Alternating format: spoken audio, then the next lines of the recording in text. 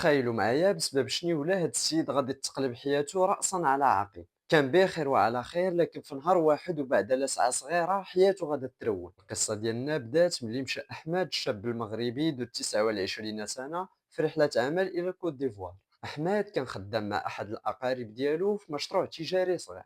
الأمور دايزة مزيان، الخدمة ناشطة، واخا الجو حار واحد شوية بحكم الرطوبة المرتفعة. أحمد بدا كيتأقلم مع الأجواء، غير هو حاجة وحدة ما كانتش عجباه، وهي ان الشنيوله كانت كثيره بزاف. عقلوا على هاد الشنيوله مزيان حيت هي علاش طالعه القصه كامله. في الايام الاولى بدا كيحس بالتعب والارهاق، وقال ربما غير مع السفر، يا ريت تكون راه غير العيا ديال السفر. ولا كيجيه الصداع في راسو، الحمى كتطلع وكتهبط، واللي كلاها كيردها. دابا غادي تقولوا لي واش غير شنيوله صغيره دارت فيه هاد الحاله؟ يا سيدي، وماشي اي شنيوله، هذه واحد البعوضه خطيره كتسمى بلانوفيل، وهو الناقل واحد الطفيلي قاتل كيتسبب في مرض الباليوديزم او ما يسمى بالملاريا. وهذا الطفيلي اللي كيجي منه المرض كيتسمى ببلاسموديوم فالسيبارون. منين كتعضك الشنيوله كيتسلل للدم، ومن بعد كيمشي للكبده وكيبدا يتكاثر. بعد التكاثر ديالو كيرجع يضرب الكريات الحمراء وكيفرقعها، وهنا كتولي عندك نوبات ديال الحمى كل نهار والصداع والتعب الشديد.